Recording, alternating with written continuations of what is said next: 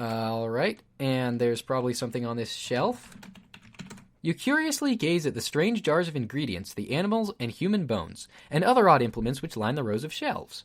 You see jars of ingredients resting on labeled shelves, shelves bearing such ghastly names as powdered fishbone, nightshade juice, mandrake root powder, saffron, toad spittle, and toadstool powder. All right, well, let's start getting some of the stuff from these shelves. Let's get the powdered fishbone, and let's look at it.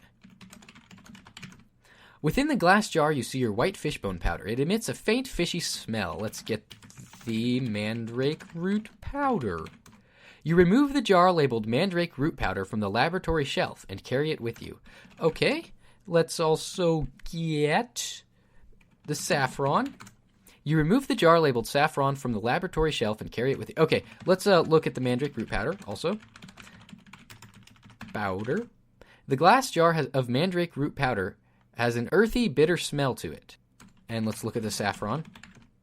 Inside the jar, you see the saffron, an orange-yellow powdery substance. Okay, let's get the toad spittle. And let's look at the toad spittle. Toad spittle is unpleasant stuff, to say the least. And let's get the toadstool powder. You remove the jar of toadstool powder from the laboratory shelf and carry it with you, and we'll look at it. I spelled that wrong. Toadstool powder. The cream-colored ponies and whiskers on kittens. The cream-colored toadstool powder is finely textured and nearly odorless.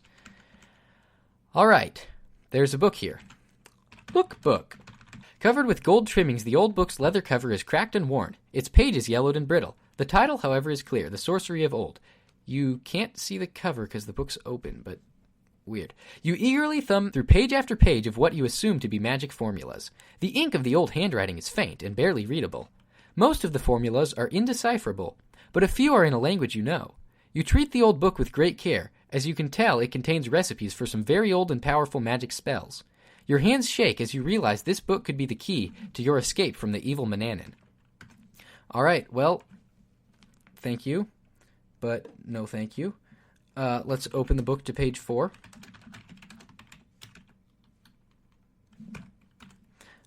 And why don't we put a pinch of saffron in essence? You carefully sprinkle the precious saffron into the vial of rose petal essence. O winged spirits, set me free of earthly bindings just like thee. In this essence, behold the might to grant the precious gift of flight. And wave magic wand. You wave the magic wand over the vial of rose petal essence.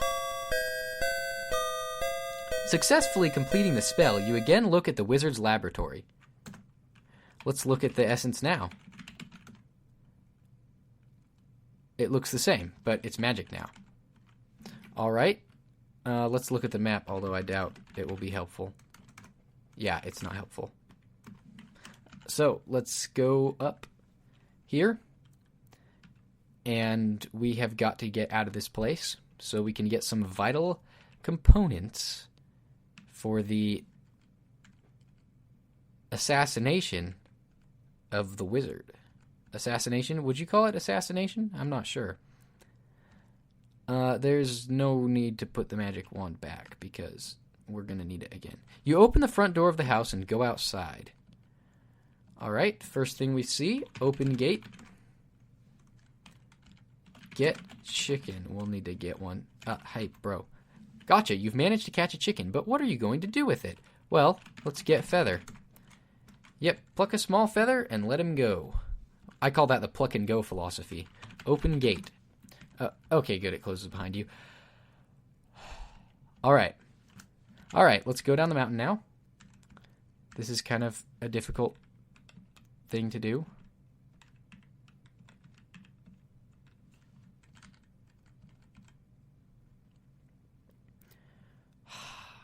And down to here.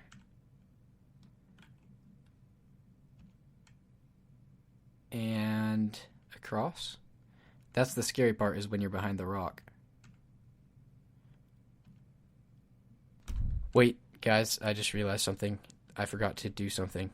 So we're going to have to go back up to the house and get something. But it's okay. It's okay. We'll be fine. So, we'll go back up to the house. This was totally in my plans. Definitely not an accident.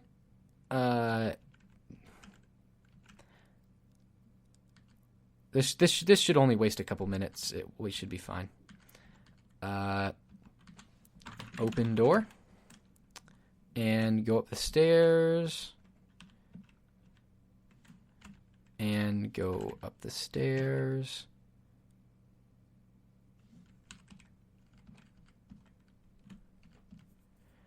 Go into my bedroom. You remember I put that stuff under my bed, and then I forgot to get it again. That was kind of a failure on my part. So let's just get the stuff. Dropping to your knees, you reach under the bed and retrieve all your possessions. And now we'll look at the map. The magic map's faded ink has brightened, but only in those places where you've been.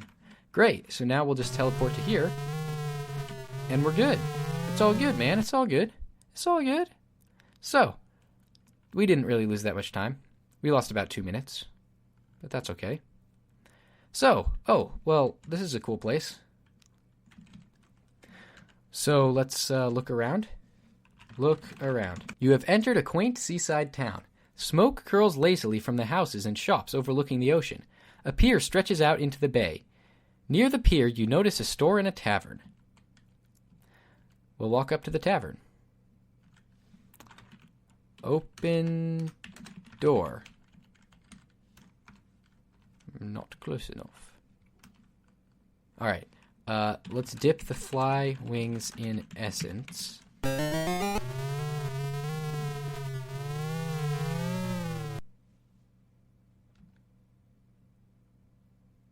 You overhear snatches of the two bandits' conversation.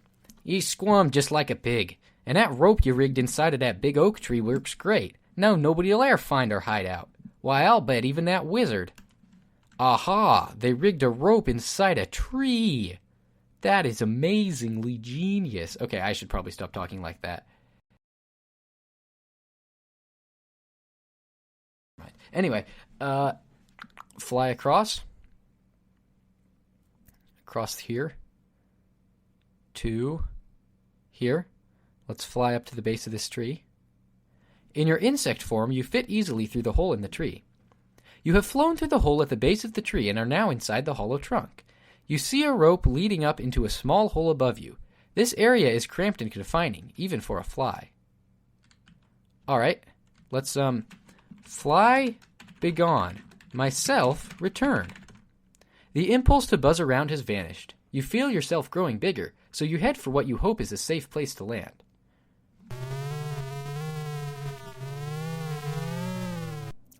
Over here, let's just look at the ground. Look, ground. Let's get some acorns. You pick and poke among the fallen acorns, looking for dried ones. You eventually find 3 dried acorns and take them with you. Alright, let's put our hand in the hole in the tree. You lie down on the ground and reach into the small hole. You feel around inside the hollow tree and discover a rope stretching up into the tree. You pull it, and to your amazement, a rope ladder falls from the branches above. Awesome. Let's climb up the rope ladder. Oh ho! There seems to be a treehouse. Let's look in there to see what we can see. You can see very little of the interior from out here, but there seems to be a figure sleeping in a chair. Alright, that's good. They're sleeping. We can go in the treehouse. You have entered the bandits' hideout. One of them is sleeping at a small table. Good. Okay, let's get this pouch of money. And let's get out of here. That is great. Sometimes you go in and they're awake. And it's bad news for you, man. Alright. So we're going to go over here.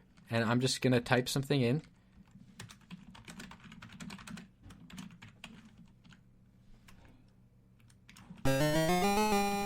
We gotta show the mirror to Medusa.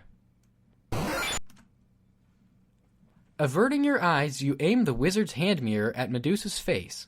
A scream pierces the air as she beholds her own hideous reflection. Then, nothing. You dare to look. Medusa has turned herself to stone. Yeah, that's what I'm talking about, man. That's what I'm talking about. Alright, let's get this cactus. And journey through the desert a tad bit so we can get everything we need from here before skedaddling. That is a snake. Alright, there's a snake skin. Get snake skin. You retrieve the dried snake skin from the hot desert sand. I don't know what it said because I accidentally hit enter. Nothing to see here. Nothing to see here.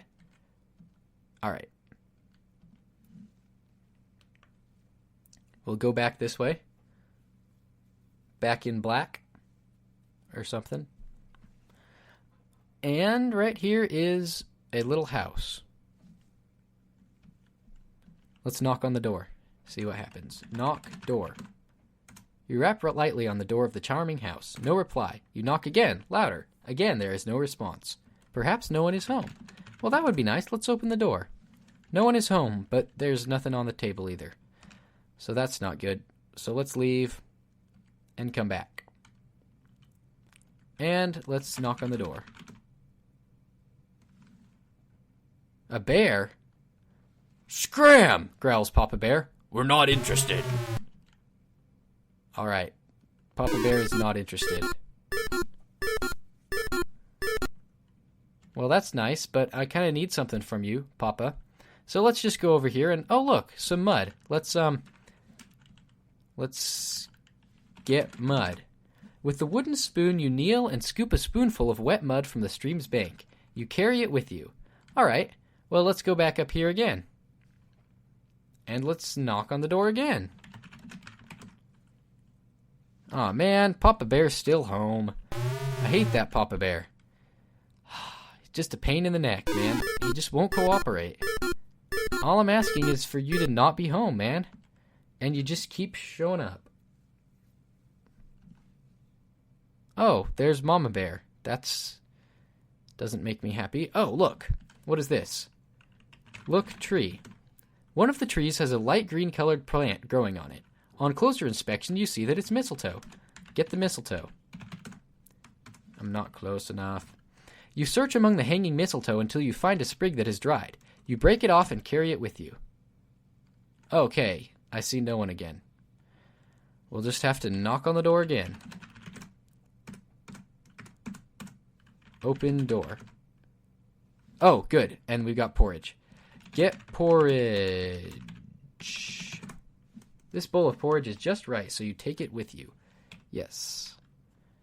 And this one was just right.